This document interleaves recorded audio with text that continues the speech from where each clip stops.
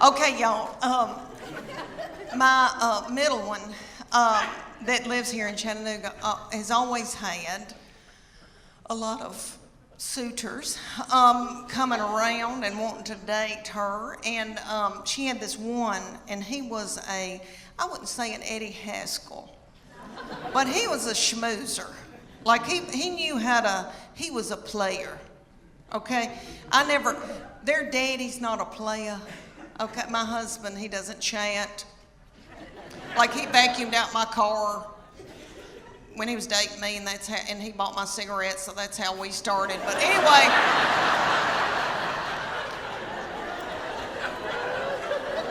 it was the 80s. But anyway,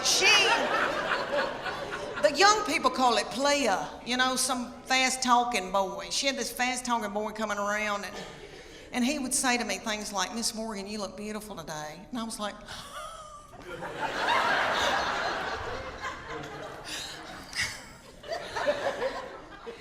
"Can I make you a casserole?" Thank goodness they broke up, because I was exhausted. I was mopping the floor and blowing my hair out every day. My girls are emotional, and I don't mean to talk about them because I love them, and I know they'll visit me in the nursing home, but they are lunatics. My husband says they're psycho and they need therapy. And I'll give you all an example. I can be in the pickup line at school, and this happened when they were in first grade, and it happens every day when I pick them up at school now. I'm sitting in the pickup line, and I can see them come out, and they are in a good mood.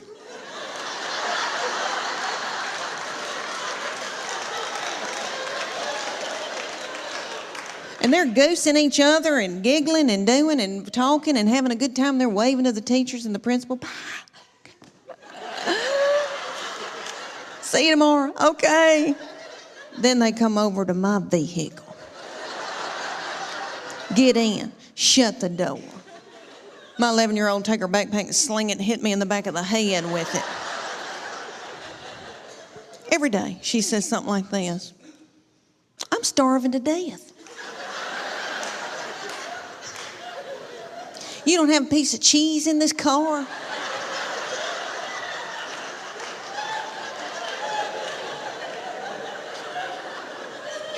"Your driving's making me car sick." I hate her. Why'd you have her? And then my baby will be sitting up there in a daze. She'll be going, "Mama, mama, mama, mama, mama, mama, mama." "What?" "Mama, mama, mama." "What? I'm listening." She asked me some of the craziest things. One day she said to me, "Did Jesus ever have head lice?"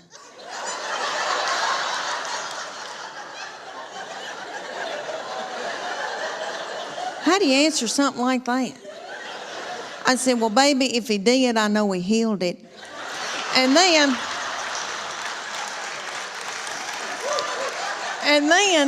my girls be whipping each other in the back seat and telling each other how bad they hate each other and they wished each other were dead. And then my sweet boy will come out. He'll get in and he'll say, "They're building a new Home Depot up on 281. And I know that I eat emotionally, but I never wanted to ride around in a minivan on dope or alcohol with little children in the car. I didn't want to drink whiskey. So my kids would get to fighting, and my husband would say something hateful like, "What have you done all day?"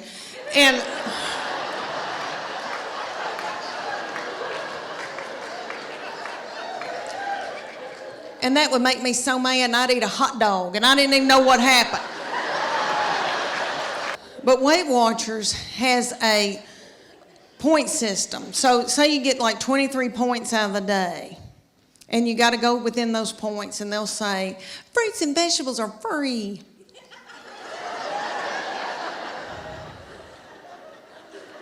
You don't want fruits and vegetables. When you first start, you're so hungry that you could eat the wallpaper off the wall. A chicken breast is 3 points. A Snicker bar is 12 points. That's what you want. I've been known to be in the closet turning a lamp on and off, eating a sleeve of Chips Ahoy cookies.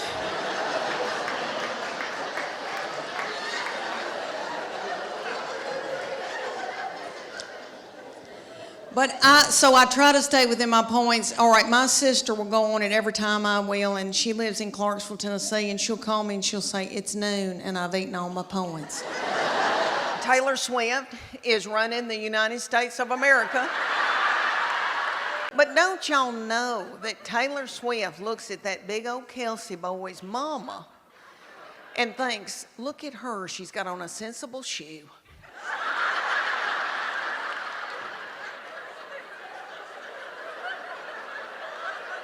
She's got on a sensible shoe and a nice jean, a high waist with some stretch. And don't you know that Taylor Swift is thinking, I know that little doll put in a pot roast in the crock pot before she came to this NFL football game so that they would have something to eat when this thing was over. And you know that his mama browned that roast in a skillet with flour.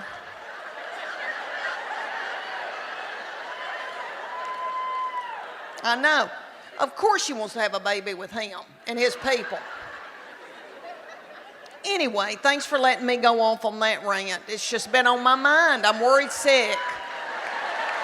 There's 5 love languages, and you get the book, you read the book. Well, you don't really, I don't read the book. But anyway, you take the test, and it tells you what your prominent love language is out of those 5, and it tells you what your partner's love language is. So then you can go home at night and feed your partner their love language. And they can feed you your love language, and then your love tank feels full. And if you don't do it, then your partner's liable to go to work and they're at the water fountain and some whore comes in.